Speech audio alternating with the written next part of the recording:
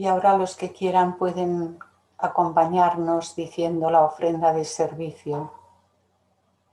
En el nombre del Padre, de la Madre y del Hijo, el Cristo nuestro Señor, el amor, y de nuestros venerables maestros, que la pureza presida todos nuestros actos en la palabra y en la mente, para servir con todo amor eternamente.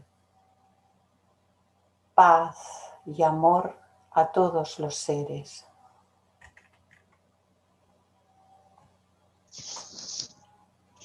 Tengamos presente esa imagen del planeta rodeada por todos los núcleos, aunque sean todavía pequeños núcleos de fraternidad, todos se unen y todos suponen una fuerza mucho más grande que la que podamos siquiera imaginar.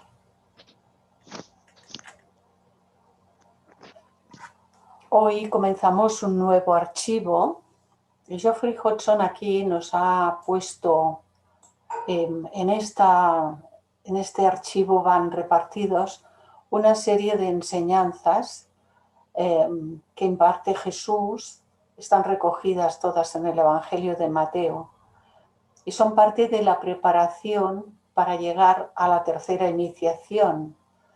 En el archivo siguiente siguen unas cuantas de las enseñanzas preparatorias muy importantes y ya ahí encontramos ya lo relacionado con esa tercera iniciación, la transfiguración, en el siguiente archivo. Pero todo lo que vamos a ver en este, aunque en algunos casos nos parezca que son recordatorios, es sin embargo importante que lo consideremos. Y por otro lado, tenemos que recordar siempre que no nos interesa correr, que nos interesa profundizar, que nos interesa comprender para poder llegar a esos estados interiores de nosotros mismos donde estas enseñanzas se conectan con ese estado de conciencia, lo mueve, lo activa, lo amplía, lo profundiza y todos nosotros estamos necesitados de que eso se produzca. Por eso trabajamos, por eso meditamos, por eso profundizamos, tanto como nos es posible. Así que comenzamos este archivo con las palabras de Jesús por boca de Mateo, que nos dice: viéndose rodeado de la muchedumbre, Jesús mandó pasar a la otra orilla. Entonces se acercó un escriba y le dijo: Maestro, te seguiré a donde quiera que vayas. Dícele Jesús: las zorras tienen guaridas y las aves del cielo nidos, pero el Hijo del Hombre no tiene dónde reclinar la cabeza. Jesús indica aquí cierta etapa de desenvolvimiento espiritual o la condición en que esta etapa, el que figuradamente está sin hogar y sin posesiones. A veces es una condición física, como en el caso de una anacoreta, que no tiene apenas nada, ¿no? Otras veces es un estado mental caracterizado por estar completamente libre de la posesividad y de cualesquiera deseos terrenales. Este es un estado que es muchísimo más importante todavía, porque uno puede no tener físicamente posesiones materiales, pero podría estar apegado a ellas todavía o desear tenerlas. Sin embargo, el que está libre mentalmente de ese deseo de poseer, ese está más adelantado que cualquiera de nosotros en su sentido. El místico se convierte entonces en un instructor errante, cuyo único hogar está en los corazones de los hombres. Pero claro, este es un elevado estado de conciencia que se atribuye a Jesús, también se atribuye a Buda y también se atribuye a otros maestros. el ser que llega a esos estadios de realización, kármicamente queda libre de cualquier deber que implique una limitación en la acción instructiva que tiene que ejercer. Si el maestro ha de ser maestro, no puede quedar restringido en su movimiento, ni por lazos de familia, ni por lazos de amistad, ni por otro. Porque los lazos de hermandad no restringen, no atan, pero las cuestiones de familia y otras cuestiones restringen temporalmente, y por eso, antes de llegar a esa etapa, estos deberes ya se agotan, y los maestros que han llegado ahí, Jesús y los otros que se citan con tanta frecuencia, ya apuraron, agotaron todo ese karma y esos deberes antes de llegar a la etapa en que ellos habían de dedicar sus vidas a la instrucción de otros seres. Así que esto es lo que aquí nos está tratando de explicar también Geoffrey Hodgson al hacer su estudio y profundización acerca de estas enseñanzas. Y sigue diciendo por ello, a veces es una condición física, como en el caso de una anacoreta, otras veces es un estado mental caracterizado por estar completamente libre de la posesividad y de cualesquiera deseos terrenales. El místico se convierte entonces en un instructor errante, cuyo único hogar está en los corazones de los hombres. Es interesante profundizar acerca de esta cuestión. Otro de sus discípulos le dijo: Señor, déjame ir primero a enterrar a mi padre. Y dícele Jesús: sígueme y deja que los muertos entierren a sus muertos. Simbólicamente, muertos son aquellos en quienes todavía no arde ninguna chispa viva de espiritualidad y puro idealismo que influya en su conducta cotidiana. Esas personas están figuradamente muertas desde el punto de vista espiritual, en el que se tiene en cuenta principalmente el grado de iluminación y dominio que el yo interno transmite al yo externo, al yo personal. Por lo tanto, el comportamiento de la personalidad es completamente coherente con el estado de conciencia del ser. A ese tipo de personas debe ayudárselas de un modo general, más bien que individual. Para ellas existen las religiones ortodoxas, esos que se denominan como muertos porque no han desarrollado esas capacidades. Las religiones ortodoxas siempre tienen consejos, cuyos consejos éticos, tales como los 10 mandamientos y otros muchos, suplen razonablemente bien sus necesidades espirituales. Razonablemente, temporalmente, y a veces mientras las cosas van bien, pues bueno, uno dice es que yo tengo mucha fe y tal, pero cuando las cosas van mal dicen: Dios mío, con la fe que yo he tenido en ti, ¿por qué no me has escuchado? ¿Por qué no me has dado? ¿Y por qué me mandas estas penurias y este tipo? Entonces, reclamaciones que el que supuestamente era tan creyente y tenía tanta fe, son reclamaciones que se suelen hacer cuando uno pues está en esa situación de simbólicamente muertos. Pueden ser personas buenas y admirables, pero todavía no están en condiciones de beneficiarse de la sabiduría más interna. Porque para que esta sabiduría más interna florezca, emerja y el individuo la pueda manifestar, ha de llevar una práctica coherentemente en su vida cotidiana en todas las cuestiones. Y esto implica que a veces uno ha comenzado este circuito de transformación y ha de seguirlo. Seguramente nosotros estamos en este proceso por varias vidas para hacer una transformación completa de todo nuestro carácter, de todos nuestros estados mentales, emocionales, físicos, etcétera. Consumación de muchas cuestiones kármicas que se tienen que ir agotando. Y estas ya las presenta la ley, o sea, no hace falta ocuparse de ellas, que ya vienen, tranquilos. Perdón. Esto, vale, era esta. Semejantes declaraciones tajantes de Jesús, que abundan en los evangelios, pueden considerarse también como descriptivas de cierta manera de acercarse con mayor celeridad al sendero del discipulado.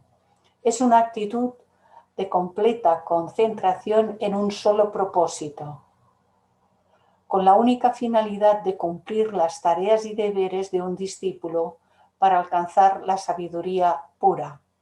Y hace pocos días, yo creo que fue el martes, bueno, como hacemos tantos encuentros, al final no sé cuándo se ha dicho qué, pero creo recordar que este día se habló, ¿no? Que sí que es una concentración en un solo propósito, que sí que es un estado de meditación, y sí era el martes el que hablábamos de, pero bueno, lo mismo cuando estamos pelando una patata que cuando estamos haciendo cualquier actividad de nuestros deberes habituales, lo que son deberes, ¿no? Deberes que no podemos eludir, que debemos cumplirlos. Así que nos sigue diciendo, las consideraciones familiares e incluso los lazos de parentesco pasan a un segundo lugar en el pensamiento y la vida del discípulo, quien, sin embargo, cumple a la perfección sus deberes inmediatos. Para tener éxito en cualquier objetivo mundano se requiere esta concentración exclusiva en un solo propósito, sin parar mientes en cuestiones y personas ajenas a ese empeño. Esto en cualquier toma de decisión que nosotros hayamos elegido para obtener algo, sea un mejor trabajo, sean posesiones y tal. Tenemos que concentrarnos, concentrar la energía en la obtención de aquello que nos hemos propuesto. Y por ello, Geoffrey Hodgson añade, y esto tiene que ser mucho más real todavía en la vida espiritual, para el desarrollo de ese estado de espiritualidad. El empeño por acelerar procesos evolutivos que ocurren dentro del alma y alcanzar mucho antes un estado de iluminación espiritual, inevitablemente impone grandes exigencias al que desee triunfar en él. Y esto presenta una cuestión que hemos observado a lo largo de los años y seguro que todos vosotros también. Hay personas que quieren ser espirituales, pero no quieren dejar de hacer las cosas que están haciendo cotidianamente. Entonces es imposible, porque las vibraciones de un estado y las vibraciones del otro estado no se acercan.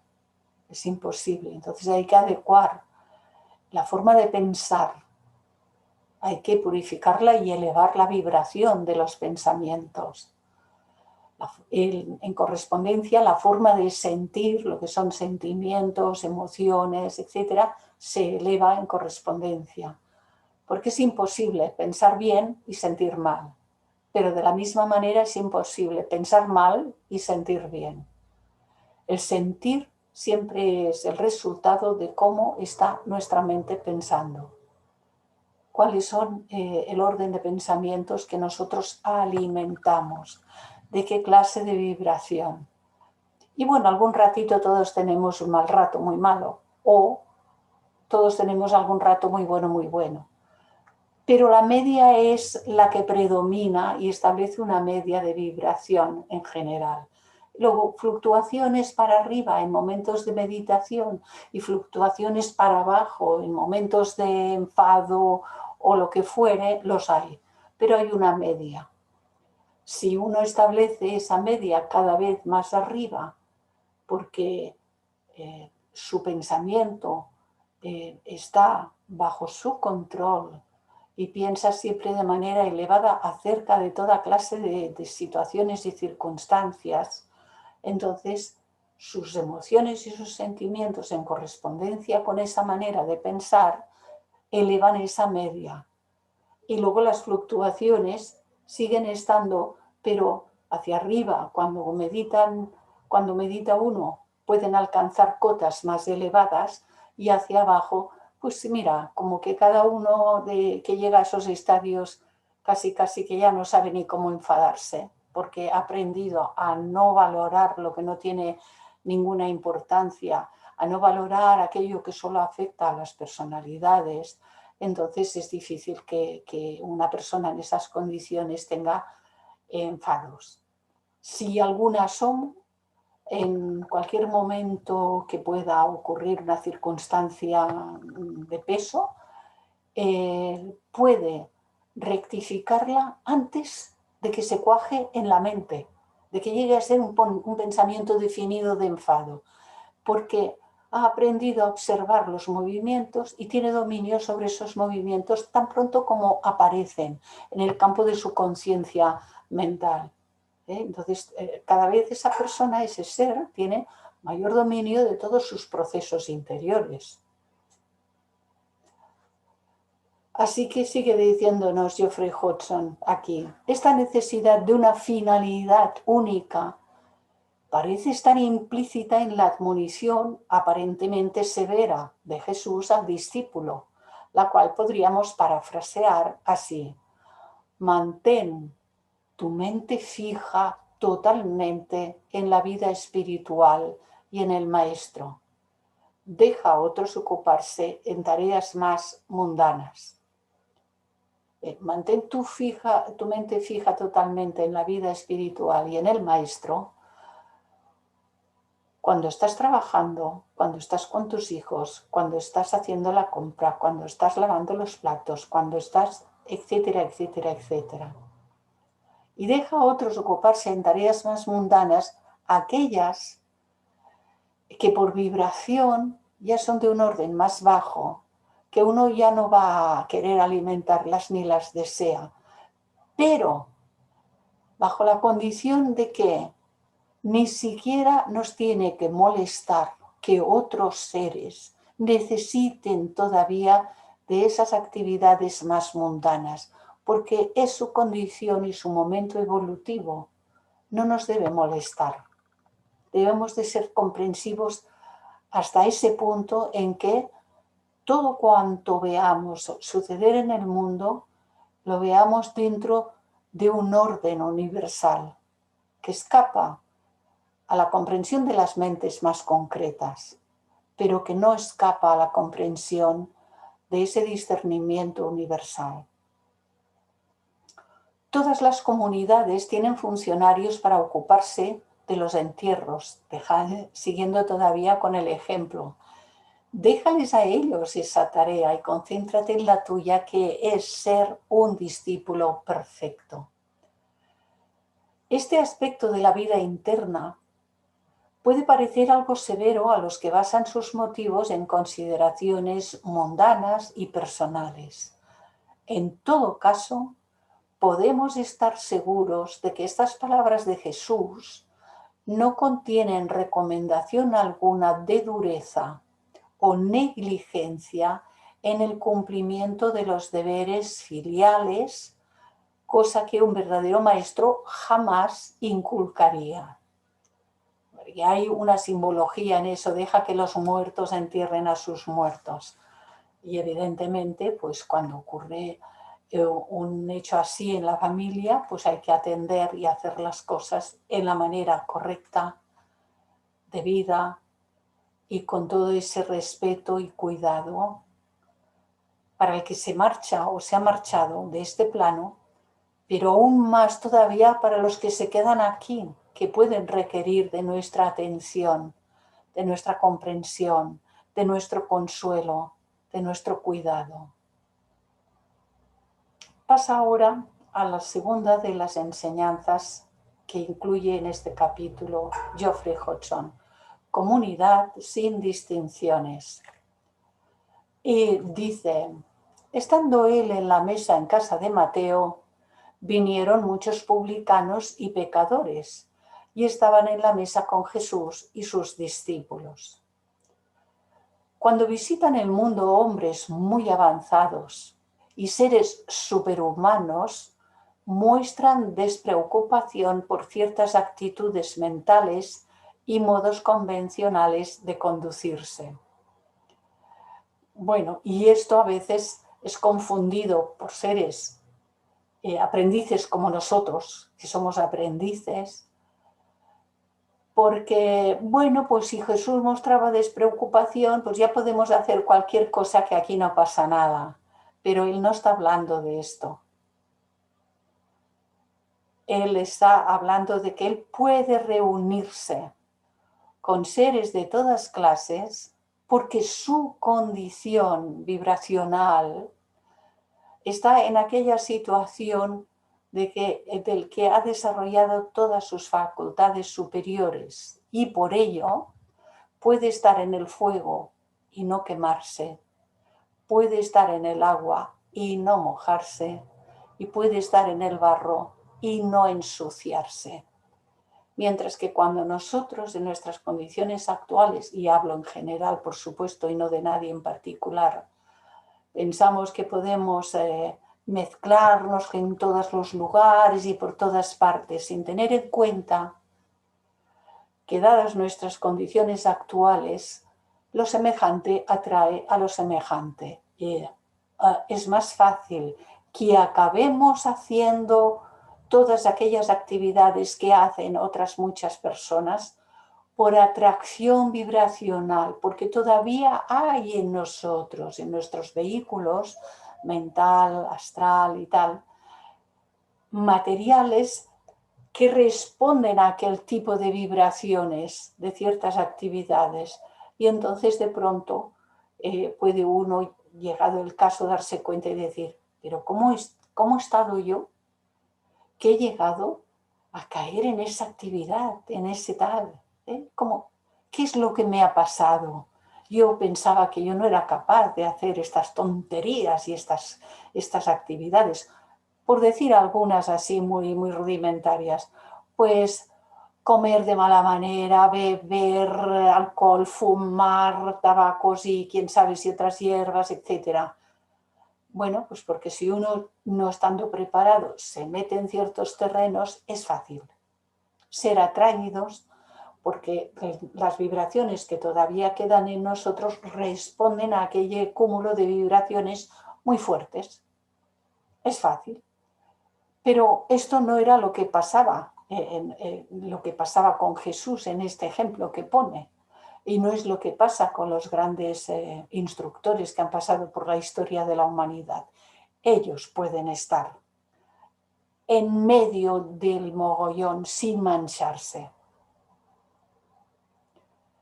Y es interesante también esto para que lo reflexionemos bien. Esta despreocupación despierta resentimientos y resistencia, dudas, críticas y condenaciones por parte de quienes son demasiado ignorantes para entenderlas o temen perder su propio prestigio y posición.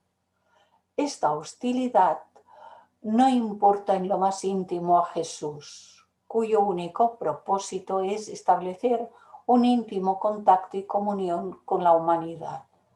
Y si algunos de aquellos que se acercan o que están en medio de todo aquel mogollón y tinglado, en un momento dado resuena en las palabras que está oyendo en sus oídos, responde a algo de aquello, pues un beneficio que recibirá.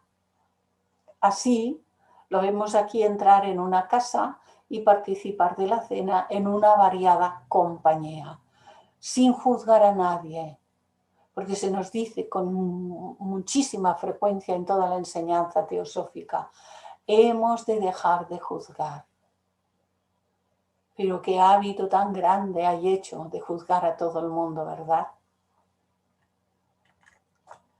Se nos exponen en este relato dos actitudes contrarias. Una es la del claro propósito de Jesús, completamente independiente de consideraciones de casta o posición. La otra es la de los que desconocen la existencia de semejante propósito espiritual y están ellos aprisionados y ofuscados por sus propios conceptos superficiales acerca de las relaciones humanas y sociales. Los iluminados que vienen a servir a los hombres no se preocupan por las diferencias artificiales. Todo su interés estriba en la semilla espiritual que está desarrollándose en todos los seres, para la cual la envoltura corpórea no es sino un templo, aunque con demasiada frecuencia parezca una tumba. Y con mucha frecuencia parece un templo sucio, mal cuidado, y me refiero a esas vibraciones que establecemos en el templo. En este incidente se nos está mostrando, por medio de personificaciones, la naturaleza total del ser humano. El Cristo es el principio divino. Los discípulos son los atributos o cualidades elevadas y más nobles, representan, y los publicanos y los pecadores son, es decir, simbolizan los deseos y los aspectos que todavía no se han reformado y regenerado. La casa es el cuerpo físico con su aura, que incluye el campo de fuerza dentro del cual se reúnen todos estos aspectos de la naturaleza humana. Se describe alegóricamente el proceso de regeneración. El principio divino, ese que hemos visto, el Cristo, en los gráficos que de vez en cuando inserto en las diapositivas, ese principio divino entra en estrecha comunión con los atributos nobles y elevados y también con la índole animálica del hombre al participar de la misma comida. Esto implica que se ha entrado en una etapa en la que el ser interno está iluminando y espiritualizando al ser externo, a la personalidad. Este siente claramente la presencia mística de Cristo, la siente en sí mismo, le reconoce y se acoge a su influencia. Los aspectos material y espiritual están fusionándose íntimamente y el hombre está a punto de entrar en un modo de vivir espiritual. Y sigue diciendo por boca de Mateo: al verlo, los fariseos decían a los discípulos: ¿por qué come vuestro maestro con los publicanos y pecadores? La entrada en un modo de vida en constante crecimiento espiritual siempre provoca resistencia, tanto desde el interior del aspirante, de cada uno de nosotros en su momento, como de su familia, amigos y compañeros. Y seguramente que más de uno de nosotros ha recibido pues esas frases y esos dichos: ¿y tú qué haces? ¿Y tú por qué haces esto? ¿Y tú dónde te metes? Oye, ¿no será que estás en una secta? A ver con quién vas, qué estás aprendiendo, esto de qué va. Bueno, las cosas que sean que fueren, ¿no? Seguramente más de uno. Y los fariseos personifican, es decir, simbolizan esta resistencia que puede venir de dentro o también de fuera. La resistencia interna proviene de los hábitos y costumbres y del temor a perder posiciones y placeres acariciados de uno mismo. Este tipo de fariseos, simbólicamente hablando, existe dentro de todos los seres humanos y pueden constituir una barrera considerable. ¿Y a quién no le cuesta hacer los cambios en sí mismo? Si observamos nos daremos cuenta, ¿verdad? Hay que enfrentarse a su reto y a sus quejas y dudas y superarlas. De las de uno mismo, por supuesto, y de las que nos puedan objetar los demás, pues hay que escucharlas con todo respeto y consideración, y si es que hay que dar alguna respuesta, tiene que ser muy breve, muy sencilla, sin demasiados artilugios para explicar nada. Porque más bien esas cuestiones nos las plantean con la idea de convencernos a nosotros de sus posiciones. Pero nosotros no debemos tratar de convencer a nadie. Todo aspirante al discipulado, y por supuesto aquellos que sean ya discípulos, lo muestran con una conducta ejemplar de vida, pero no pretenden convencer a nadie de nada. Solo el ejemplo, aquello que dice, por sus actos los conoceréis. Y sigue diciendo, mas él, Jesús, al oírlo, dijo, no necesitan médicos los sanos, sino los que están enfermos. Los actos y las palabras de Jesús indican que él había alcanzado y utilizaba habitualmente un nivel de conciencia que no era normal en sus días, ni ahora tampoco, y que todavía no ha alcanzado la mayoría de la humanidad. Es un nivel supermental, más arriba de la mente.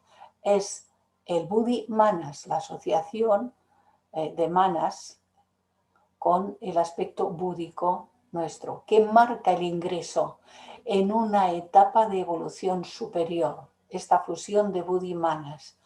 Mientras no se entra en esa etapa, la mente, la parte de la mente concreta que mira hacia aquí, hacia abajo, hacia los asuntos de lo cotidiano, de la personalidad, de los intereses cotidianos, esta mente es el único juez y árbitro de la conducta, pero como lo hace por la vía de sus propios intereses externos, pues no se puede decir que nos lleve siempre por el buen camino, el aspecto de la mente concreta. Hay dos atributos mentales, la inflexibilidad y la separatividad, que dificultan vivir en ese nivel supramental. Hay que superarlos.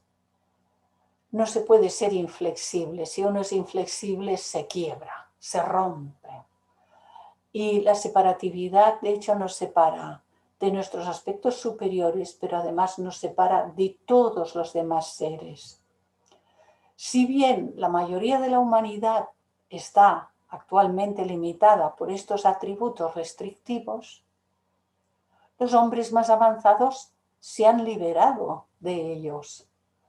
La flexibilidad y la universalidad de su conciencia señalan que han desarrollado su principio de sabiduría o principio crístico. El hecho de que use este diagrama, que ya sabéis que lo enlacé con los círculos, indica que ha ido unificando sus estados de conciencia. Estos hombres ven el mundo como una totalidad, la humanidad entera, completa, como una familia, sin importar de dónde sean, de qué color sean, lo que sean, y ven a todos los hombres como hermanos. Y ahora nos podemos preguntar, ¿y nosotros? ¿Cómo estamos? ¿Cómo miramos? ¿Cómo sentimos? ¿Cómo pensamos en relación con esto? El cuadro que se nos muestra aquí de Cristo sentado a la mesa con publicanos y pecadores representa el desarrollo del poder de percibir la unidad en la diversidad y de permanecer inalterables ante las diferencias ilusorias de casta, raza, color, sexo, etc., como dice el primero de los objetivos de la sociedad teosófica. Entre los hombres de hoy existen líderes de diferentes razas que también dan ejemplo de esta actitud y son los precursores de una nueva humanidad. Los precursores siempre son pocos y siempre son perseguidos. Parte de la misión de estos grandes seres que periódicamente visitan la Tierra es la de estimular y avivar el crecimiento del principio de sabiduría o naturaleza crística en los hombres. Su tarea es estimular, pero luego cada uno pescamos lo que podemos, porque ellos no pueden cambiar directamente absolutamente a nadie. Ellos pueden dar el perfume y nosotros podemos estar abiertos a recibirlo o no. Su misma presencia produce este efecto y así ayudan a los que pueden responder. Y aquí lo subrayé además del color.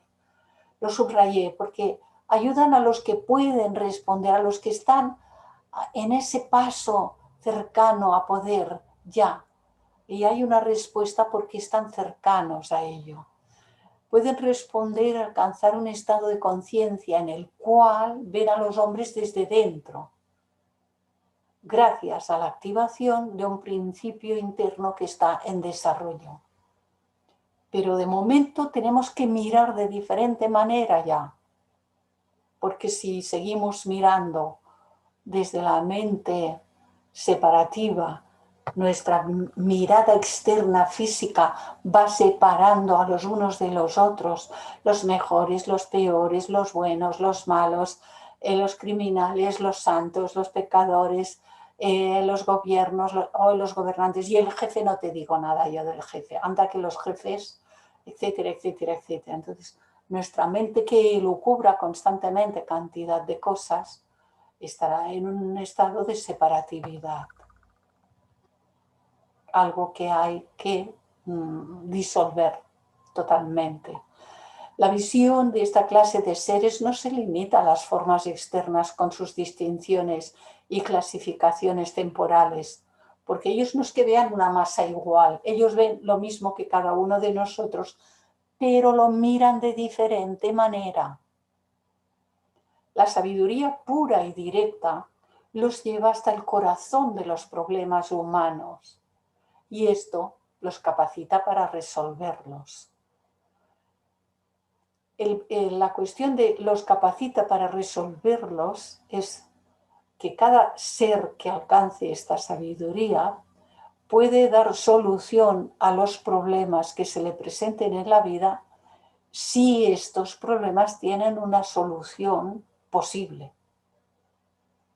A veces hay que dejar que las cosas sucedan y se agoten por sí mismas porque no tienen otra respuesta, no tienen otra solución. Pongamos, por ejemplo, una enfermedad que ha de terminar en muerte de la persona que la está padeciendo. Porque es así, porque kármicamente es así y no pueden resolver eso y cambiarlo, modificarlo. No lo pueden, muchas personas no lo pueden cambiar en sí mismas cuando esté sucediendo algo así y menos todavía pueden cambiarlo en otros seres. Entonces, en este caso, la capacitación para resolver eso es más bien la comprensión para vivir esas situaciones desde un estado de serenidad y aceptación inteligente, de la comprensión real y auténtica del por qué suceden las cosas, de la comprensión real de cómo funcionan las leyes internas, las leyes superiores, las leyes divinas. Entonces todo está bien. Cuando existe esa comprensión, todo cuanto sucede está bien. Esto se demuestra en la respuesta de Jesús a los fariseos. Los sanos no necesitan médico, sino los enfermos. Es decir, los que ya están sanos, escrito con mayúscula, es que se han sanado a sí mismos, internamente hablando. Los enfermos, ¿de qué son enfermos? La peor enfermedad no es la del cuerpo, la peor enfermedad es la de una mente que está llena de conflictos, de sufrimiento, de angustias, de miedos, de separatividad, de odios, etcétera, etcétera, etcétera. Esos son enfermos de verdad. Y sigue diciendo, id pues a aprender qué significa aquello de misericordia quiero, que no sacrificio, porque no he venido a llamar a justos sino a pecadores, porque los que ya son justos están trabajando para el bien de la humanidad. Jesús no solo responde a las críticas de los fariseos, sino que los incita a descubrir la verdad por sí mismos, y hemos de desarrollar una gran capacidad de observación.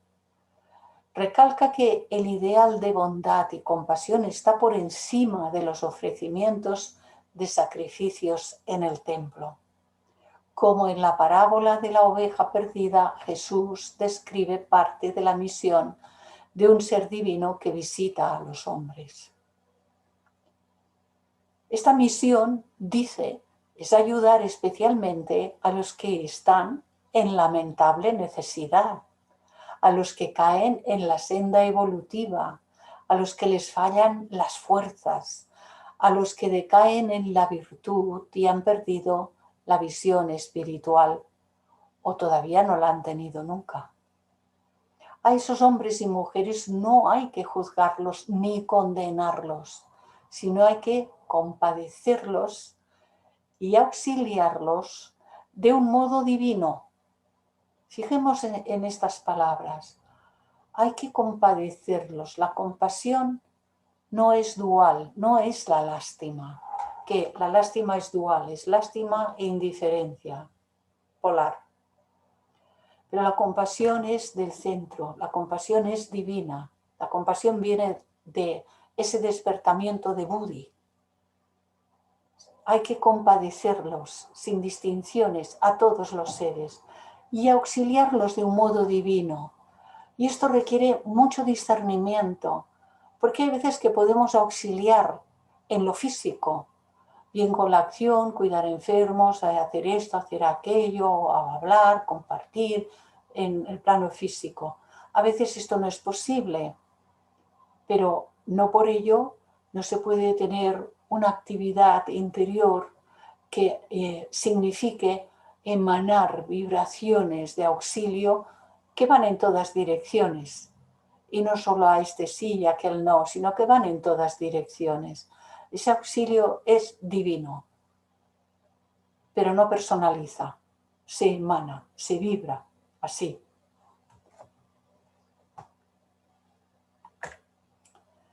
Igual que el médico y el reformador pueden y deben atender preferentemente a los que están enfermos de cuerpo y mente, así el sabio inspirado viene para ayudar a los que están enfermos del alma o tienen el corazón herido y fatigado por las angustias y tentaciones de la vida del mundo. Interpretado esto místicamente, significa que la voluntad y la inspiración interna de los débiles y los caídos pueden restaurarse por la manifestación de la naturaleza crística dentro de ellos mismos. Sí, este es el sanarse uno a sí mismo. La recomendación que hace Jesús, id a aprender qué significa, constituye una llamada a esa búsqueda interna del espíritu de divina compasión y amor. Ese espíritu yace sepultado en el interior de todos los hombres, pero brilla resplandeciente en un salvador del mundo, en un instructor, en un elevado iniciado, en un maestro de sabiduría, especialmente para bien de los caídos. Y nos habla ahora de la concordancia de propósito y acción. Entonces se le presentan los discípulos de Juan y le dicen: ¿por qué mientras nosotros y los fariseos ayunamos, tus discípulos no ayunan? Y Jesús les contestó: ¿Pueden acaso los invitados a la boda estar tristes mientras el novio está con ellos? Días vendrán en que les será arrebatado el novio. Ya ayunarán entonces. Nadie pone un remiendo de paño sin tundir a un vestido viejo, porque lo añadido tira del vestido y se produce un desgarrón peor. Ni tampoco se echa vino nuevo en odres viejos, pues de otro modo los odres revientan, el vino se derrama y los odres se estropean, sino que el vino nuevo se echa en odres nuevos, y así ambos se conservan. Jesús muestra aquí que el ayuno es un medio y no un fin. Como disciplina espiritual y corporal, es un medio que puede ayudar. Puesto que los discípulos estaban con el Maestro íntimamente unidos con él por aproximación de vibraciones y aproximación de conciencia, habían alcanzado la meta de realizar su presencia. Por tanto, el ayuno ya no era necesario para ellos. El estado de conciencia lo tenían ya desarrollado hasta tal punto, por lo menos, y esto hay que entrecomillarlo, que lo mantenían igualmente aunque no ayunaran. Las reglas que gobiernan la formación en cualquier campo de la vida o empresa humana se aplican también a la vida espiritual. Una vez que se ha alcanzado una meta específica, ya no es necesario aplicar rigurosamente los métodos de formación que hicieron posible el éxito. En todo caso, sigue aplicándose cierto ascetismo flexible y una estricta adhesión a los principios. Jesús está indicando aquí la importancia de concentrarse en un solo propósito y traducirlo en actos. Para ello utiliza dos analogías. Tratar de hacer remiendos chapuceros o de mezclar un poco de lo nuevo con lo viejo en el modo de vivir, no puede conducir sino al fracaso. Y esto lo hemos observado quizás en nosotros mismos, pero si vamos siendo cada vez un poco mejor observadores, lo podemos observar también en otras muchas personas. Bueno, sí, un poco de esto y un poco de aquello sí, pero todo lo voy a dejar. Es que me gusta tanto esto, es que me gusta tanto aquello otro. Yo he oído comentarios de muchas clases en cosas similares, ¿no? Sí, aquí recordamos alguna frase de los maestros que nos dicen, venid de vuestro mundo a nuestro. Y es muy escueto, el tema es muy escueto, venid de vuestro mundo a nuestro. Y no se puede estar un trocito aquí y otro trocito allá. La entrega debe ser total y el corazón ha de ser completamente puro. Recorrer el camino hacia la liberación ha de convertirse gradualmente en el único propósito.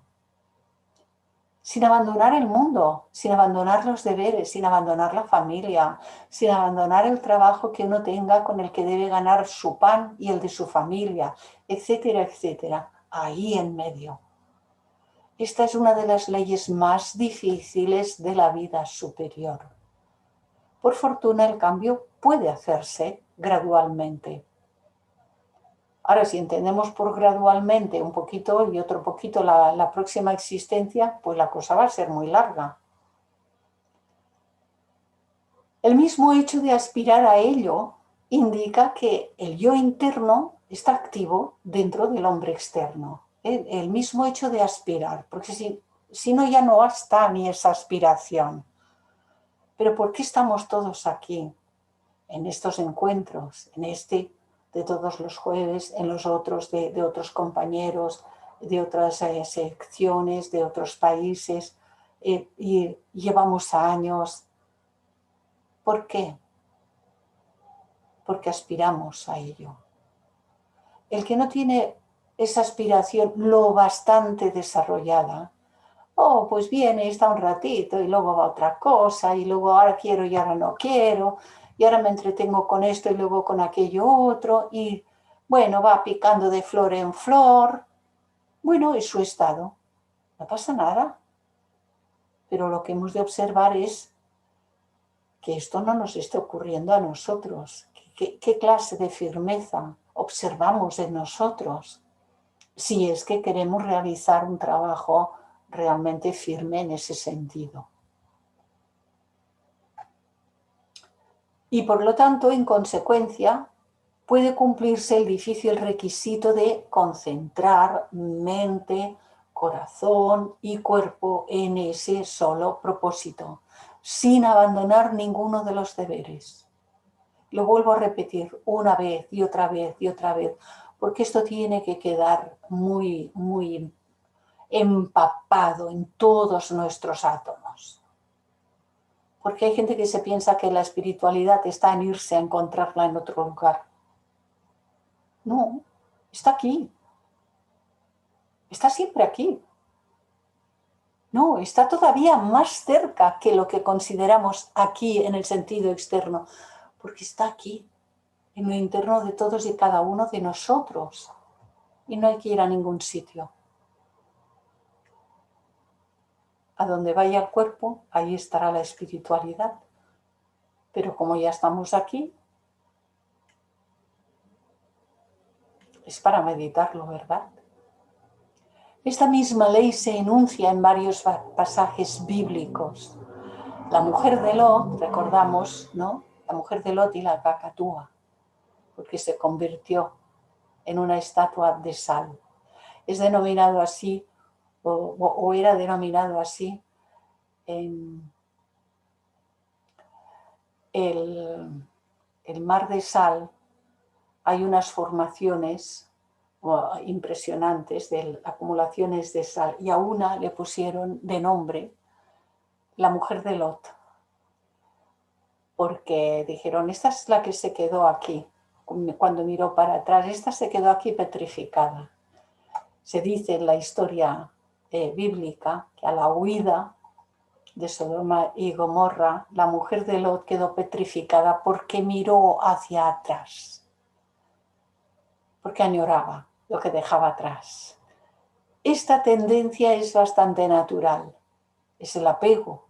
En las etapas tempranas de nuestro proceso no tiene mucha importancia, pero luego hay que resolverlo. Pero gradualmente hay que ir debilitando las viejas exigencias. Hay que superar las antiguas tendencias a complacerse y hay que convertir toda la existencia en una expresión de la voluntad de triunfar. Como Jesús indica, la concordancia de propósito y acción es el único camino hacia las alturas espirituales. Concordancia de propósito y acción. Y ahora nos habla de la compasión sin límites. En todas las experiencias humanas hay periodos de máxima plenitud, así como de decadencia y limitación. Hay alternancias en todas partes, en todos los procesos. En la vida de Jesús encontramos periodos en que su misión alcanza grandes alturas de mucho éxito. El versículo siguiente registra uno de esos momentos. Por boca de Mateo dice, Jesús recorría todas las ciudades y los pueblos enseñando en sus sinagogas, proclamando la buena nueva del reino y sanando toda enfermedad y toda dolencia. Lo subrayé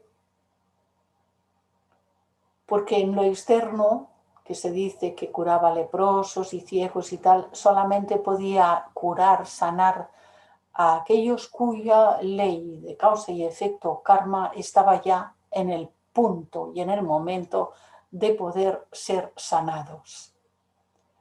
Y en lo interno, lo mismo, solo podía sanar esas enfermedades interiores que era por medio de la respuesta que las personas, que los seres que se acercaban a él, pudieran ya tener al oír sus palabras. Si no podía haber esa respuesta, él no podía curar a todos los seres. Y esto es interesante que lo tengamos en cuenta. Vemos aquí a Jesús en la cima de su poder y éxito en aquella etapa.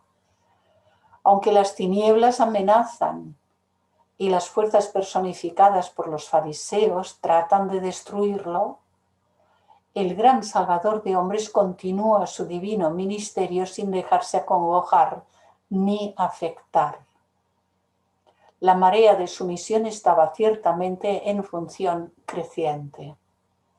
Y los futuros discípulos, los aspirantes e incluso aquellos que ya sean discípulos, están amenazados por las tinieblas, están sometidos a pruebas, están sometidos a ataques de los poderes de la oscuridad.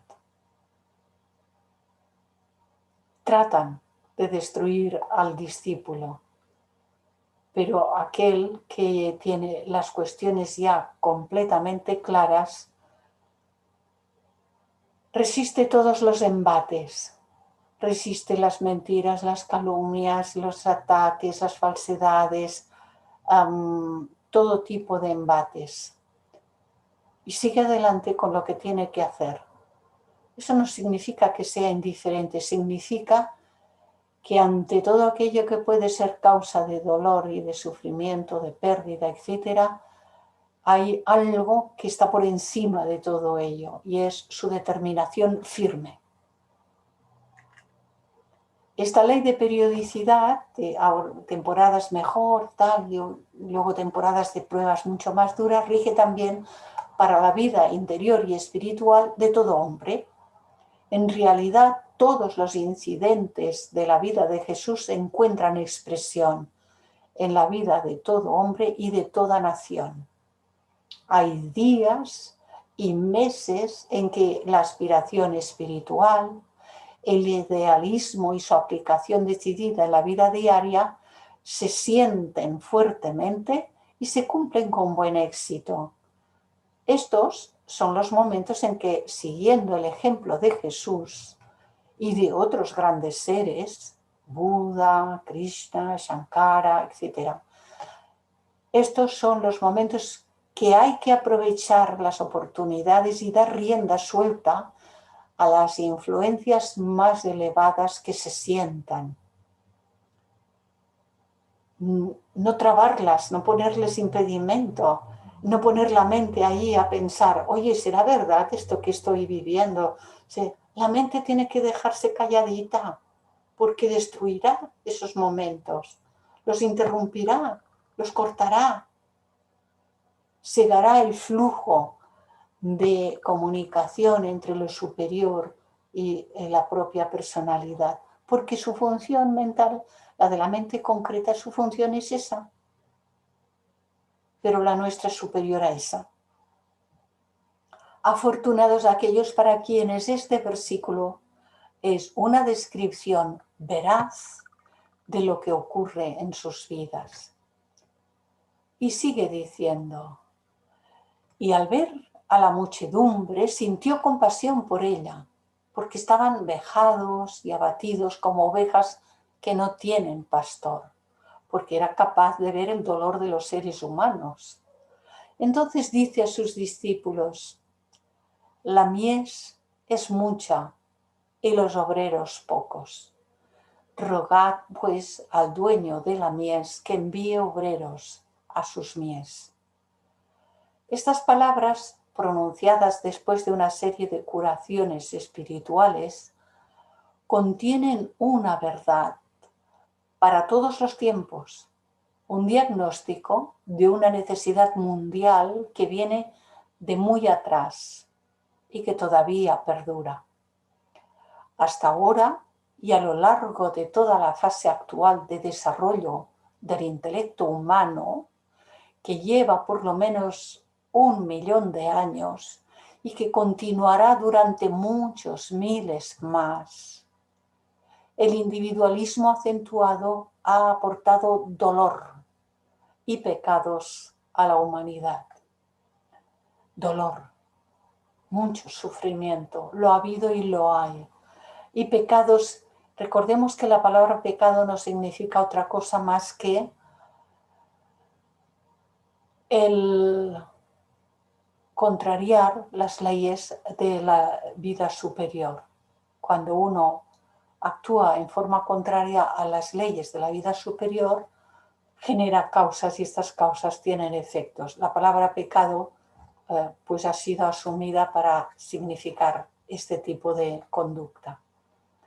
Las dimensiones de estos males han sido enormes y desgraciadamente siguen aumentando. Parece que esto lo hubiese escrito esta mañana este buen hombre, Geoffrey Hudson. Es actual, está siempre actualizado.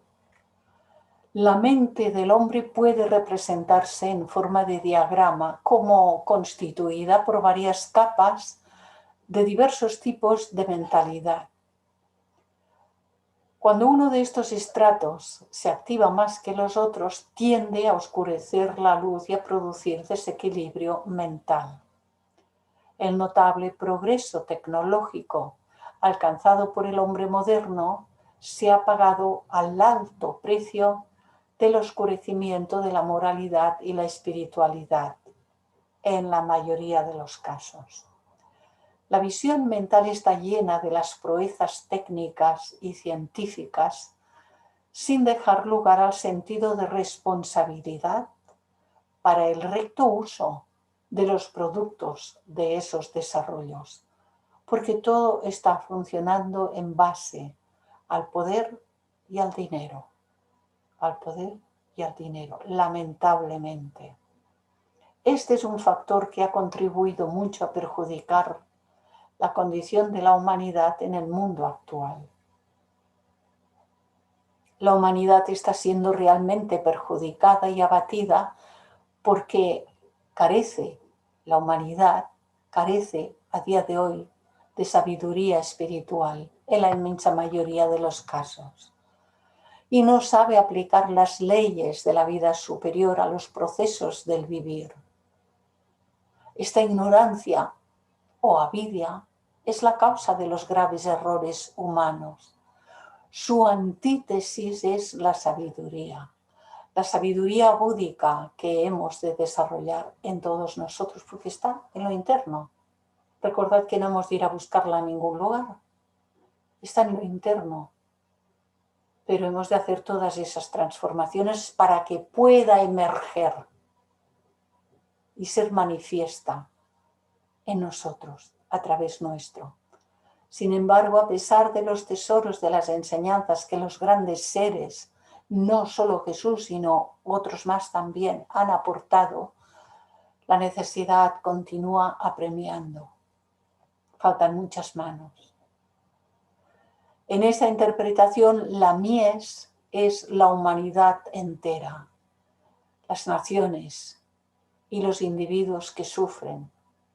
La mies son los oprimidos, los encarcelados, los torturados, los delincuentes y todos los que padecen enfermedades físicas y mentales. La mies es mucha y los operarios pocos.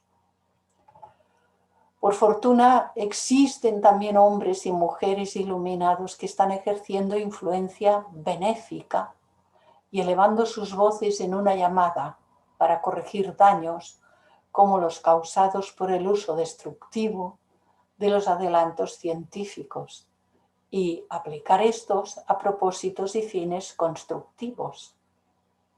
Todo el que pueda elevar su voz y usar su pluma para llamar a la humanidad a reconocer otros objetivos totalmente constructivos, prestará un servicio enorme en este momento crítico de la historia de la humanidad. Los obreros que recogen la mies son los hombres y mujeres sabios, autoiluminados, devotos y compasivos. Ocupan un lugar en la escala que va desde los que sirven a su prójimo en los diversos campos de la vida, a menudo sin ser notados por nadie, pasa por los educadores y estadistas que se preocupan por los grandes problemas sociales y llega hasta los justos que ya son perfectos. Esto del cambio de color es un fallo mío. Las palabras de los que saben y las vidas de los devotos pueden iluminar las mentes y conmover e inspirar los corazones de otros. Simbólicamente los trabajadores cosechando la mies. Felizmente la cantidad de estos trabajadores aumenta, aunque al mismo tiempo crece cada vez más la necesidad de ellos, porque ha aumentado el sufrimiento en el mundo. En los días de hoy podemos verlo con toda claridad. Santos y sabios u hombres perfectos siempre han surgido de las filas humanas. Continúan surgiendo, pero todavía son demasiado pocos en proporción a la enorme y creciente demanda de su influencia y servicios. El camino de santidad, la vía angosta que lleva a la vida eterna, está abierto y algunos lo han encontrado y lo están siguiendo, aunque todavía son apenas una minoría muy reducida en comparación con los miles de millones que estamos encarnados sobre la tierra a día de hoy. Pero para la humanidad son de gran importancia en proporción a su número. Su eficacia proviene de que avanzan hacia la autoiluminación, penetrando cada vez más profundamente en el conocimiento directo de la verdad. Parece razonable suponer que Jesús está refiriéndose aquí a la vida espiritual de todos los que aspiran a ser sus discípulos. Interpretadas así, las palabras de Jesús constituyen una llamada a toda la humanidad, no solo para servir, sino también para buscar y hallar al Maestro que los haga pescadores de hombres, simbólicamente hablando.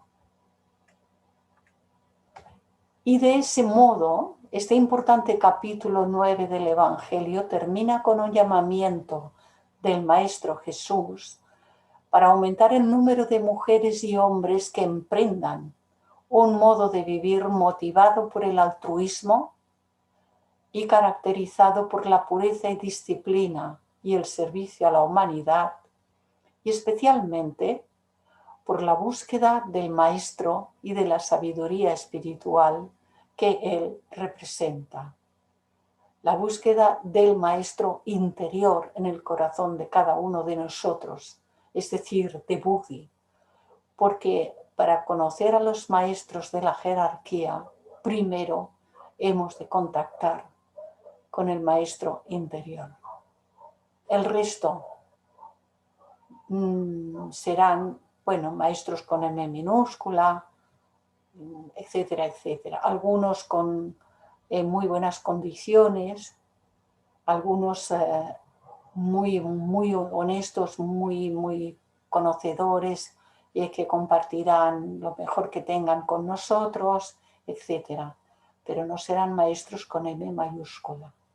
Y por lo tanto hemos de tener mucho discernimiento para saber dónde ponemos nuestra fianza, en qué fiamos, dónde fiamos. Es profundamente cierto hoy, como lo fue hace 2000 años, que la mies está lista, pero los obreros son pocos. A ver, ahora abriríamos otro, pero me parece que también es muy larguito, y son las 7:15. Y me parece que ahora es apropiado que deje de compartir y que podamos hacer el que podamos abrir lista de la galería, el que podamos abrir preguntas. Manuel, José, Salomón, primero Manuel, hola. ¿Puedes abrir tu micro, por favor, Manuel? Sí, hola. Hola, ¿qué tal? Una cosa. Es que es sobre el correo que nos has mandado de los libros de la Sí, Sociedad Teosófica. sí. Yo es que me interesaría el CD-ROM, por supuesto, de Elena Blavatsky, y luego los otros que me interesarían sería en PDF, o sea, no en papel, para no acumular más papel en mi casa. Eso me escribo al correo que habéis puesto ahí para que me digan. Yo lo que he ofrecido está allí con las direcciones a las que os tenéis que dirigir. Bueno, vale. ¿Eh? Em, Son esos los que están en la lista. Los que no están en la lista, si necesitáis otras cosas que no están en la lista, otros libros, me podéis escribir. Si yo los tengo en el ordenador, si los tengo os los enviaré sin ningún problema. Pero esos que están en la lista, que por eso la he enviado, a ver, ya sé que muchas gentes dicen es que yo no quiero más papel. Ahí el ofrecimiento, mira, todos tenemos las estanterías de libros como están, pero ahí el ofrecimiento es que la editorial teosófica española, que es la que os explico en el mail que os he enviado a todos, tiene más de 10.000 libros en depósito. Cuando hace años se tenían que hacer ediciones muy largas para que pudiesen salir a un precio económico. Pero estos libros no salen como los bestsellers, estos que se venden como rosquillas, que la gente se los compra y se los bebe. Porque es un tipo de literatura facilona, mucha de ella. Luego hay otras que son un poco más formales, hay grandes literaturas, etc. Eso es indiscutible. Pero estos libros de teosofía solamente los compra quien tiene un interés por la teosofía. Y entonces hubo pues ediciones de muchos números para que saliesen a un precio económico. En los últimos años Ana María me decía que han hecho tiradas más cortas, pero eso implica que salen más caras y ellos tienen que reducir al mínimo para poderlos ofrecer a un precio asequible. Los que están en la lista son los que tiene la editorial teosófica. Si alguien puede comprarlos en papel, incluso para regalar, dice, mira, a veces tengo a alguien que no sé qué regalarle y aquí hay uno en la lista que me interesaría y se lo voy a regalar a mi amiga, se lo voy a regalar a mi amigo, se lo voy a regalar a mi hermano, a quien fuere. Si podéis y lo veis así, pues lo hacéis. Obligación no hay. Ni en esto ni en ninguna otra cosa, obligación no hay. Y yo el mail lo he escrito porque sí es cierto que el martes se habló de un libro que tiene la editorial teosófica en papel. Este martes, cuando estábamos en el curso de Ramón, que alguien lo fotocopió y lo ha ido distribuyendo sin tener en cuenta que esto es limitar la posible salida de los libros que están editados y están ahí. Es más, y os diré más todavía, para poder tener esos libros, que uno no los puede tener en su casa, metidos en su habitación. Ana María y Ángels no pueden tener esos miles de libros en su casa, porque no cabrían ellas en su casa. Tienen que pagar el alquiler de un lugar para tener almacenados esos libros, además. Todos los años pagan un alquiler para poder tener almacenados esos libros. Entonces, claro, estas cosas son cosas a considerar. ¿Cómo es que de pronto hacemos fotocopiamos un libro sin preguntar, oye, ¿esto tiene derechos de autor? ¿Está limitado? Todos nos creemos con ciertos derechos y a veces esos derechos no son más que la invasión de otros ciertos derechos que no son los nuestros. Vale, bueno, pues entonces ya he entendido las razones. Es que tiene que ser en papel. Me he extendido un poquito porque digo, es que si no parece que es que no lo he explicado bien en el mail.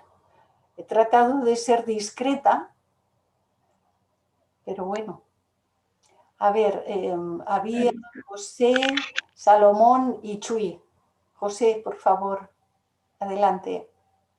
Sí, yo me considero un candidato aspirante a estudiante, porque sé que me falta todavía muchísimo.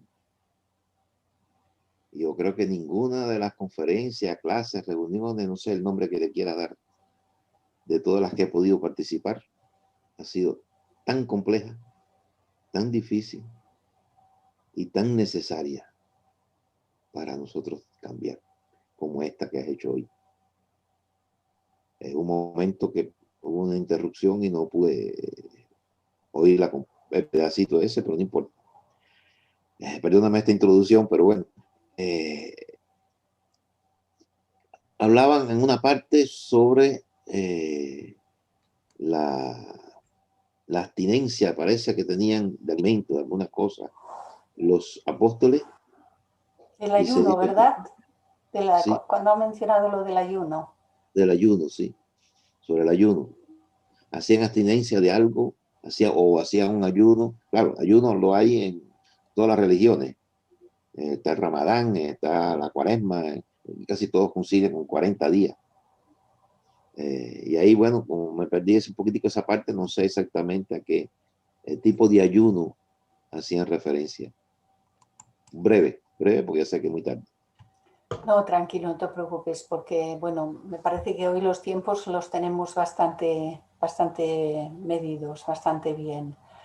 Bueno, a ver, en todas las tradiciones, tal como muy bien has señalado, hay tradiciones religiosas, tradiciones de carácter espiritual, los esenios también, ya desde muy antiguo, ¿no?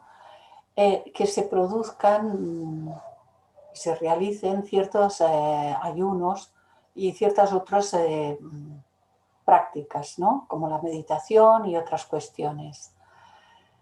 El ayuno favorece una limpieza del organismo, pero como todas las cosas, esto tiene que ser seguido con una moderación, con un cuidado respecto de cada persona según sus posibilidades. Todas las personas no están en condiciones de hacer lo mismo. Luego, no se recomienda nunca, y si alguien lo hace no sería lo correcto, no se recomienda nunca hacer ayunos muy prolongados ni muy rigurosos en el sentido de muchos días ni tal. Hay personas que pueden hacer un ayuno una vez en semana. Dicen, mira, y este día solamente tomo zumos, infusiones y tal. Mi hermana, esta hermana que yo tenía, que hace unos muy pocos meses que dejó este plano, estuvo muchos años comiendo todos los viernes únicamente manzanas. Solo manzanas. Y le iba bien para su organismo. Ella, ella era pues de asistencia a la iglesia, seguir muy buena gente. Mi hermana, una persona muy excelente en todo, ¿no? Bueno, y hacía esto. Otras personas pues lo hacen de otra manera. Yo llevaría esto a la idea aquella que presenta el Buda. Cuando después de haber ayunado de forma extrema, rigurosa, llegar a la extenuación, llegar a la consunción del cuerpo físico, se iba a morir, literalmente es que se iba a morir. según parece que cuentan. Las historias están contadas así con pequeñas variaciones, pero más o menos todas se parecen, ¿no? Que pasó por allí alguien y vio que se caía y que se tumbaba de donde estaba sentado, se caía porque ya no se aguantaba ni el cuerpo. Y entonces le dio. Bueno, ahí pues se produjo el proceso y él tuvo su proceso de iluminación, empezó a comer. Y cuando llegó a ese estado de la conciencia, y por ello se produjo la iluminación, una de las cosas que se atribuyen que dijo, yo no lo sé porque no estaba, y si estaba no me acuerdo, pero se dicen que dijo, ni hartar ni ayunar, el camino del medio. El camino del medio. Sí. Y esas palabras son muy importantes. Ni hartar ni ayunar. Esto en lo cotidiano, todos los días, ni hartar ni ayunar, el camino del medio. Ser muy moderado. Siempre observar, yo misma, porque me tengo que observar, siempre comemos más de lo que realmente se necesita para vivir. Siempre. Siempre. Eso sin ser muy exagerados. Ya no digo los que son muy comelones. Pues claro, por algún sitio hay que empezar. Si uno es muy comelón, que se comería pavías por un ojo, que decía mi abuela, eso también era un dicho del pueblo. Entonces tendrá que empezar a ser un poco más moderado. Hombre, no empieces por hacer ayunos, porque tu cuerpo no está preparado ni siquiera para... Entonces, uno tiene que empezar desde donde está. Y hacer un prudente buen uso de todas las cosas. Camino del medio. Siempre camino del medio. En todo. El camino del medio en el comer, el camino del medio en el vestir, etcétera, etcétera. Y cuando una cosa se presenta y uno dice, bueno, ¿y esto cómo lo tengo que resolver? ¿Qué tengo que hacer aquí? Pues hay que reflexionar y usar del discernimiento que ya tenemos. Y seguro que así, sin complicaciones, haremos mucha labor de una manera muy discreta, nada ruidosa, porque esta es la que se va haciendo en uno mismo sin llamar la atención de nadie. Ni muy, ni tan, tan. ¿Cómo? Ni muy, ni tan, tan. Claro, por supuesto. Camino del medio, ¿eh? Sí. Exacto. Si alguien puede, pues mira, dice un día a la semana, como hacía mi hermana, que ella lo hizo así, ni cuando hablábamos yo le pregunté nunca, ¿y esto por qué lo haces? O no, lo haces así, pues estupendo. Oye, ¿te va bien? Sí, me va muy bien, mi cuerpo lo recibe muy bien. Solo el viernes, todo el día manzanas. Las que ya iba organizando, pues si eran tantas o eran cuantas, esto ni lo sé. Camino del medio en todas las cosas. Gracias. Salomón, que tenías por ahí una mano. Sí, Clarisa. Hola, ¿qué tal? Como siempre, muy agradecido por todo lo que nos regalas. Y Clarisa, tengo dos preguntas y una de ellas más o menos tiene 2 puntos, ¿no? Concerniente al ayuno, pues me confundo un poco cuando se habla del ayuno, precisamente en el ejemplo que dice que los discípulos no estaban ayunando porque ya tenían una preparación espiritual. Sin embargo, cuando Jesús, después de ser bautizado, se fue al desierto y ayunó 40 días y 40 noches, fue porque era un momento especial que iba a pasar y que de ese ayuno, o por qué sucedió siendo Jesús una persona espiritualmente muy avanzada. Interesante lo que estás preguntando. A ver, yo vuelvo a la idea aquella de yo no estaba y si estaba no me acuerdo, pero lo vamos a plantear de otra manera. Esos 40 días y 40 noches de ayuno en el desierto, ¿puede ser un número simbólico, Salomón? más que un número físico? Porque en un desierto nadie aguanta sin comer, ¿eh? Ni sin beber. ¿De qué estaba ayunando? ¿A qué se refería ese ayuno? Yo meditaría sobre esto porque yo considero, Clarisa considera, que ese número es más simbólico que físico. Ok. Ibas a Oye, plantear Clarisa, más cositas. oye, una preguntita más. Sí. ¿Qué es primero? ¿El sentimiento o el pensamiento? ¿Qué es primero? Es que se hace mucho ruido. No te muevas tú para hablar, porque me parece que cuando te mueves hace más ruido. No te muevas. Desde donde estás, habla, pero sin moverte, por favor. A ver. ¿Qué es primero? ¿El sentimiento o el pensamiento? El pensamiento. Lo digo porque, por ejemplo, si yo voy caminando y de repente me tropiezo, me golpeo, no sé, una rodilla, yo siento dolor y entonces digo, entonces yo siento primero y luego pienso qué voy a hacer. O sea, el cerebro manda las señales necesarias para que yo haga algo con la parte que me dañé. Bueno. ¿O cómo sería? Bueno, esa es una parte automática del instinto de conservación, que afortunadamente esa parte no la podemos perder y no la hemos perdido. Por eso uno, cuando está subiendo una escalera, está bajando una escalera, si la escalera significa cierto riesgo, se agarra a la baranda. ¿Por qué se agarra a la baranda? ¿Por qué los jóvenes casi nunca se agarran a una baranda y los mayores nos agarramos a todas las barandas ya? Yo ya me agarro a todas las barandas al subir y bajar, y hace tiempo, ¿no? ¿Por qué?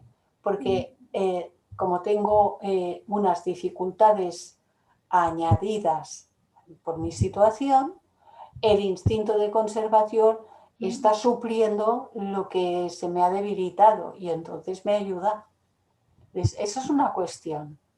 Otra cuestión es en todo el pensamiento que es volitivo, cuando uno está funcionando en lo cotidiano. No se puede sentir algo hacia nada. Decidme, ¿es posible sentir algo hacia nada?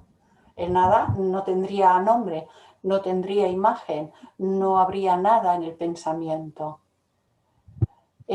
Siempre que se siente algo, tenemos una imagen tras ese sentir, ya sea, inclusive cuando hablamos de cuestiones de la mente más abstracta, en la mente abstracta está la idea del amor, pero en la mente concreta está la imagen de a quién amamos. ¿Sí? Y entonces, teniendo la imagen de a quién amamos, el sentimiento fluye. Si no hay nada, si no hay imagen, si no hay nada, el amor sería el amor universal, pero hasta ahí. Por eso, siempre que sintamos alguna cosa y queramos, sintamos alguna cosa que observamos que no es benéfica, que no es buena, miedo, tal, ¿miedo a qué? El a qué está en la mente. Y lo que hay que rectificar es el contenido de la mente que produce ese miedo. Decir, bueno, pero eso es todavía más abstracto. Sí, pero si observamos encontraremos la fuente de ese miedo. Por ejemplo, la primera fuente del miedo, la que origina todos los demás miedos, es la ignorancia de las leyes universales que sostienen todo. Cuando uno conoce las leyes universales, cuando las conoce realmente, las ha asumido en su propia vida, los miedos desaparecen completamente. ¿Ocurren las cosas? Sí. ¿Las vive? Sí. ¿Le producen miedo? No. Sí, hemos de ir conociendo los procesos de la mente y de las emociones, los hemos de ir conociendo para ir descubriendo, porque incluso hay personas que dicen, no, pero es que yo de pronto no ha ocurrido nada, no he pensado nada, pero me ha entrado una cosa que no sé qué y me ha producido un miedo, pero no sé a qué porque no ha pasado nada y he sentido terror. Bueno, es que luego están las cuestiones de tipo psíquico, sensitivo psíquico, porque como estamos rodeados del mundo astral y estamos rodeados de, hay entidades por todas partes a las cuales las paredes les importan tres pitos porque no, para ellos no tienen ninguna dificultad, etcétera. Hay personas que pueden sentir cierto tipo de sensaciones por presencias, etcétera, etcétera. Y evidentemente, eso también hay que conocerlo. Pero cuando hablamos de lo que se produce en nosotros, que no son influencias externas de otras entidades o otros seres ajenos a nosotros, lo que se produce dentro de nosotros, el pensamiento es el que ha de gobernar todo lo demás, porque como decía Santa Teresa, ahí está la loca de la casa. Me parece que era Santa Teresa, ¿verdad? La que decía algo así. A veces me va. Y no sé quién ha Sí, dicho era que... Santa Teresa, sí, Santa sí, sí. Teresa, ¿verdad? Sí. Pues muy bien. Oye, Clarisa, Salomón. un favorzote. Tu correo es clarisaelo@gmail.com, ¿verdad? Sí, sí. Correcto. Gracias, Clarisa, por todo. Muy amable. A vosotros. Ahora estaba Chuy y después estaba Sara. Así es, gracias Clarisa, como siempre nos mantienes aquí a la expectativa de todo lo que comentas. Te pido un favor, lo dijiste muy claro, pero pues, estaba yo con el montón de información y de que aquí le salta a uno de repente que anda viajando. Con respecto a lo de Mateo 8:21, que los muertos entierren a sus muertos. Sí. Tu interpretación, de favor, Clarisa.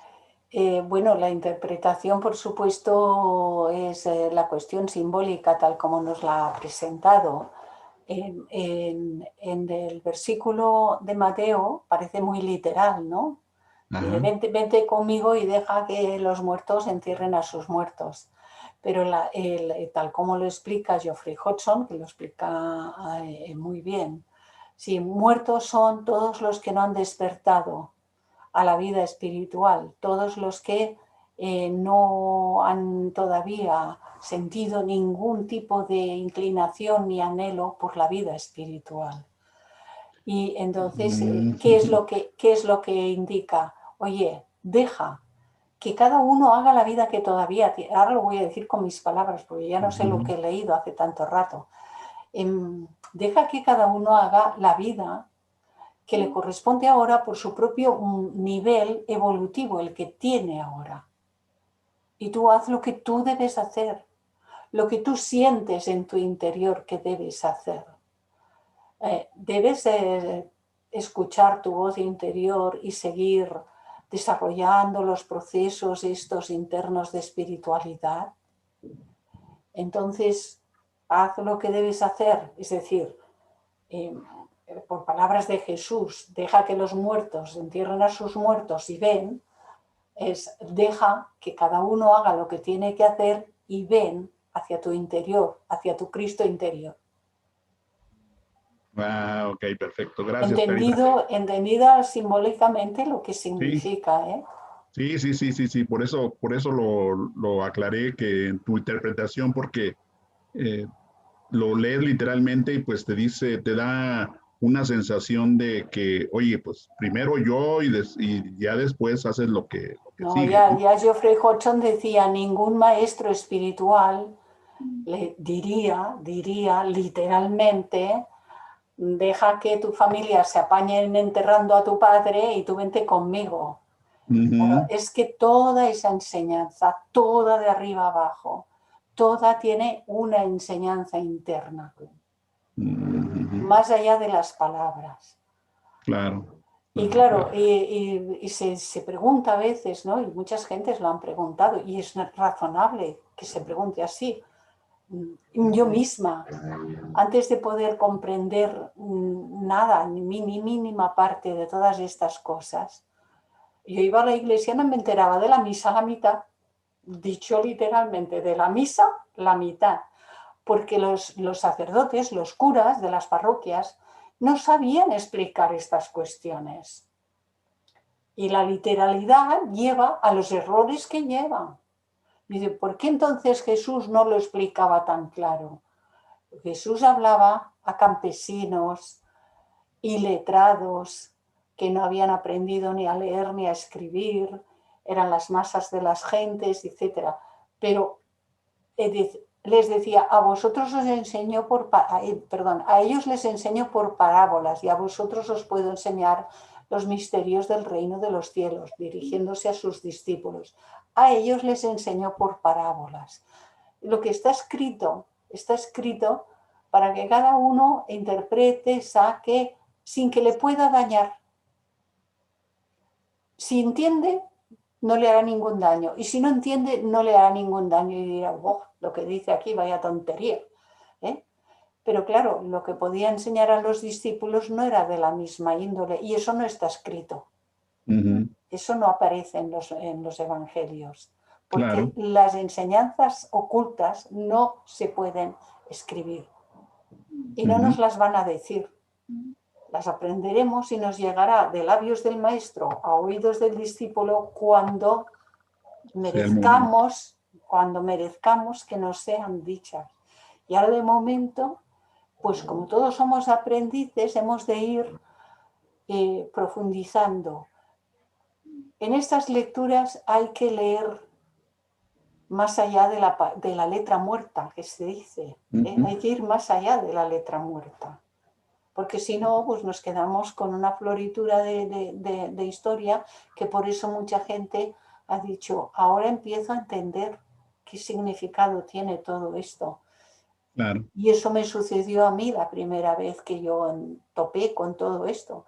Y yo con toda la teosofía, con toda la teosofía, tuve que empezar a leer de otra manera, porque yo leía muy rápido. Yo leía a los clásicos, a Tolstoy, a Dostoyevsky, montones de libros, y me traía de la biblioteca desde los 14 y poco más. Empecé a trabajar en la oficina, me enteré de que había una biblioteca pública y que allí me prestaban los libros, porque yo no podía comprar libros y en mi casa no habían podido nunca comprarse libros. Y entonces yo cada semana sacaba un libro, me lo bebía.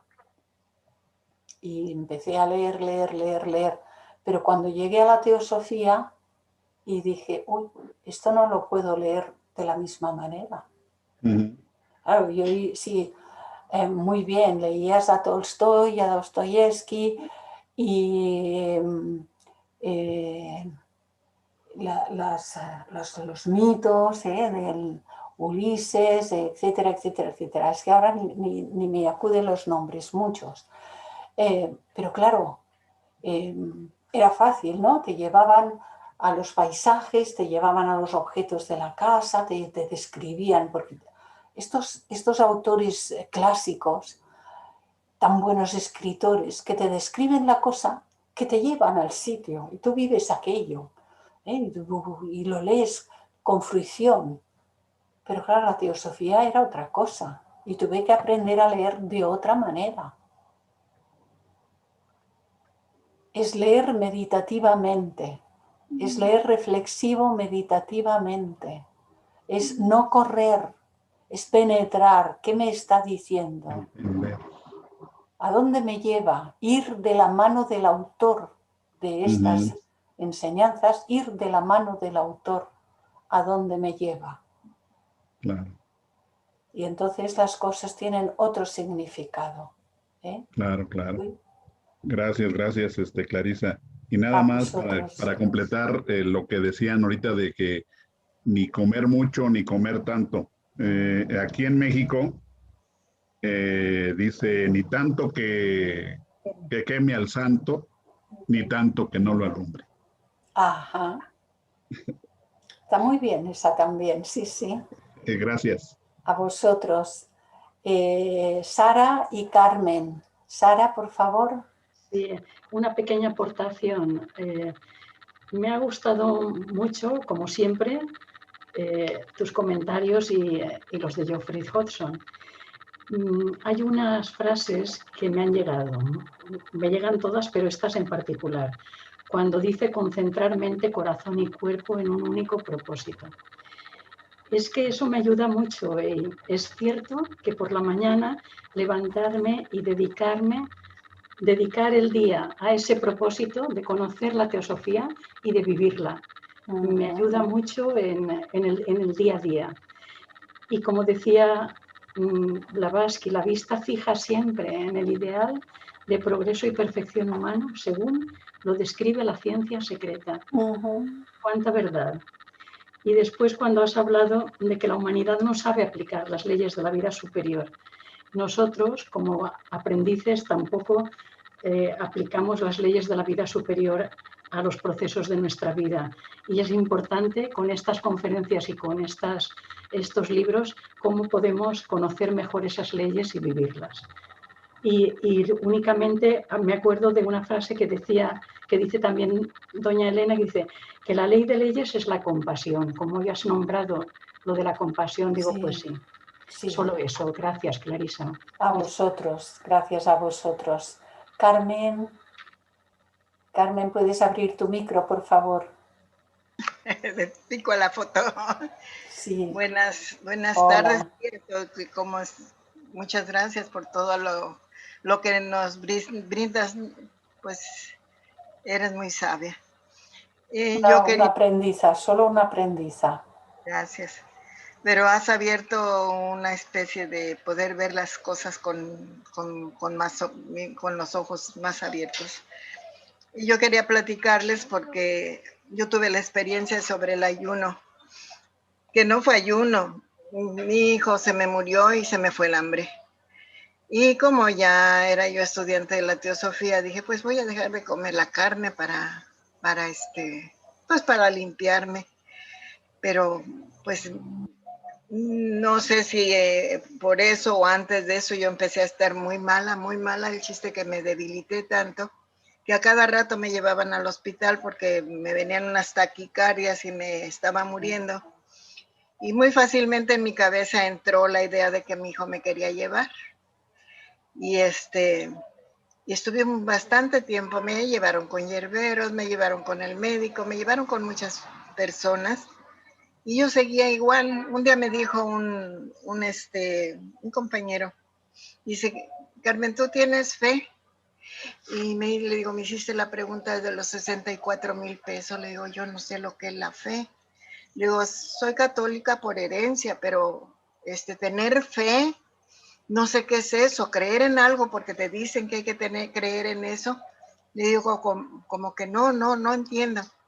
Y él lo dejó así, dice, mira, ¿tú tienes casa? Pues gracias a Dios, sí.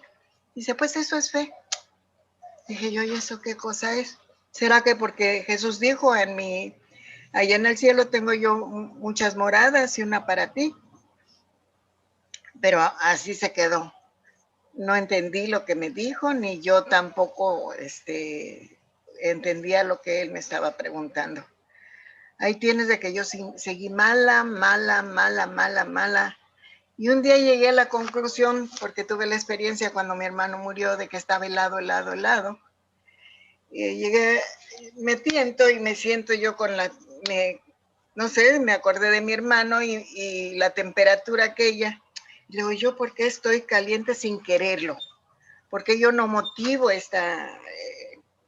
como cuando los sentimientos salen y ¿por qué me siento así? ¿Por qué estoy así? Y entonces dije yo, ay Señor, ¿qué estoy haciendo? No es mi hijo el que me quiere llevar. Mi pena me está queriendo desear morirme. Estoy atentando contra tu templo, Señor. Discúlpame, ya no lo voy a hacer. Y desde entonces volví a empezar a comer carnita y todo lo que había dejado. Y me empecé a componer.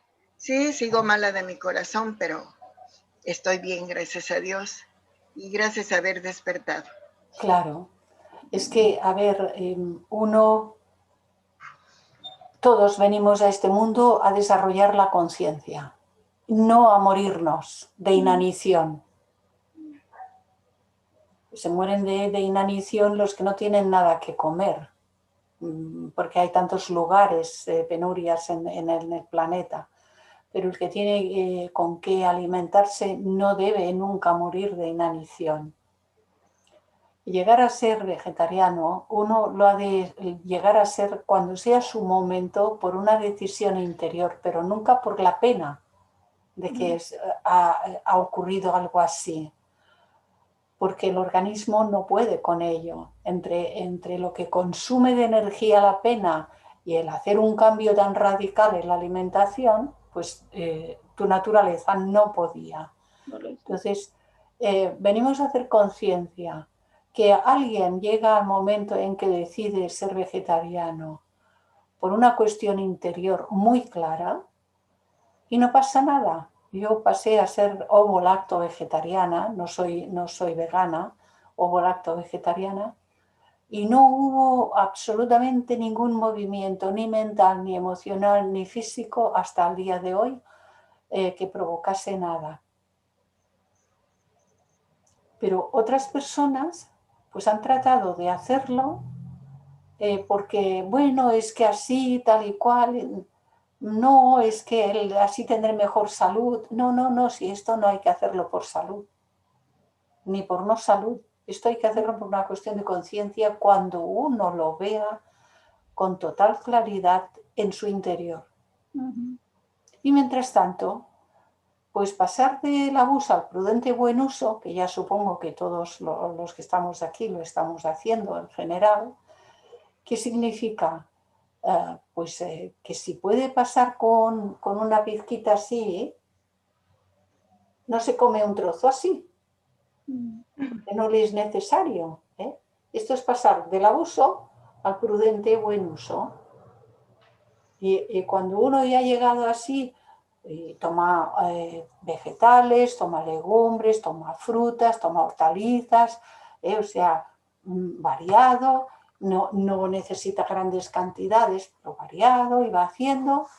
Y sobre todo, la mente no puede ser esclava de la comida. Ay, no vaya a ser que me falte esta vitamina. Ay, no vaya a ser que ahora me falte este mineral. Ay, ahora no vaya a ser que porque no como tal me vaya a faltar no sé qué. Porque entonces se esclaviza de la comida. Y eso es peor que comer carne. Así es. Luego hay personas que se han vuelto vegetarianas, y permitidme que os lo exponga así en un momento y con ello ya acabo sobre el tema. Se han vuelto vegetarianas por estar más sanas, por la vida espiritual y tal, pero se comen al vecino con patatas.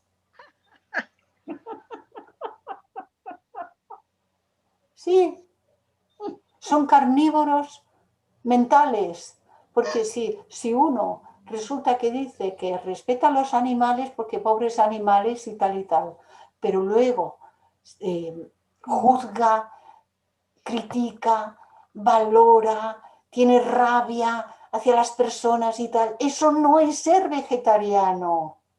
Y esto se confunde con mucha frecuencia. Entonces, anteponemos el reino animal y nuestra salud al respeto a toda la humanidad, sea de la índole que sea, porque hemos de respetar hasta los criminales, hasta los que nos estén llevando como gobernantes a la perdición, a los seres humanos, a todos. Claro, si esto no lo comprendemos, lo que hacemos es invertir el orden natural de ese respeto que hemos de tener. No es sencillo, pero nos hemos de dar cuenta cuáles son los procesos que se están moviendo en nuestro interior. Patricia, tienes la mano levantadita. Muy bien. Hola Clarisa, una más de las agradecidas de esta enseñanza, ¿sí? Me hiciste pensar, pensaba cuando leías la necesidad de obreros que hay para, ¿no?, ir al campo, y cómo se concilia esto con el estado de vida en que nos encontramos. Y bueno, pensaba que esa expresión tan hermosa de la escritura, heme aquí, envíame a mí, se puede conciliar en el lugar, en el aquí ahora donde estamos, en el estado que estamos.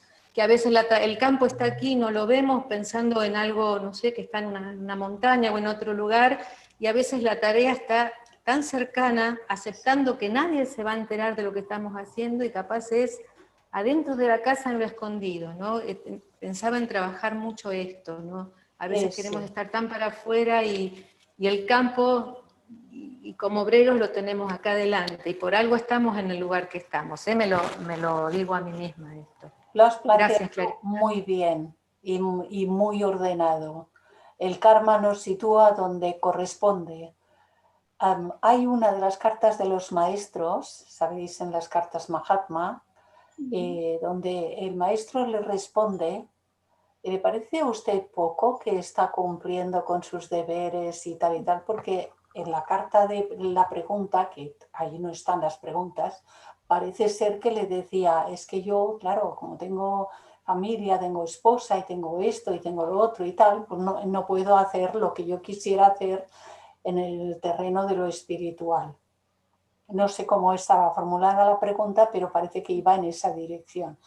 Y el maestro le responde, ¿le parece a usted poco que usted está cumpliendo tal? La vida nos ha puesto donde nos toca por la necesidad evolutiva y kármica. Y hasta que esto no se agote, el deber lo tenemos donde estamos. Luego, sin provocar cambios, los cambios vienen. Lo malo de todo es que cuando no vienen los cambios quisiéramos que vinieran, y cuando vienen decimos que no, ahora no me cambie esa cosa, porque no son los que nos gustan, son los que tocan. Los cambios que vienen son los que tocan. Y entonces decimos, hombre, ahora que estábamos tan bien, vienes y me quitas todo esto. No. Claro, tener la capacidad de asumir que siempre estamos donde es el momento evolutivo y kármico, y asumirlo. ¿Y cuáles son los deberes que tenemos aquí y ahora, en este momento? Mañana ya serán los que sean, a lo mejor los mismos o no, pero los que hemos de atender son a cada instante. Y tampoco pesa tanto un instante, ¿verdad? No pesa mucho un instante, solo hemos de atender un instante a cada instante.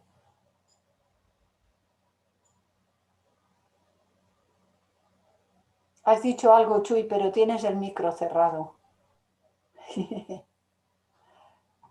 Digo, minuto a minuto, como lo que hablábamos en un principio, ¿no? Hay que vivir la vida minuto a minuto. Gracias, Clarisa. Pues gracias a todos vosotros. Gracias, Si no hay Clarisa. ninguna otra cuestión, pues daremos esta tarde por finalizada y cerramos la grabación.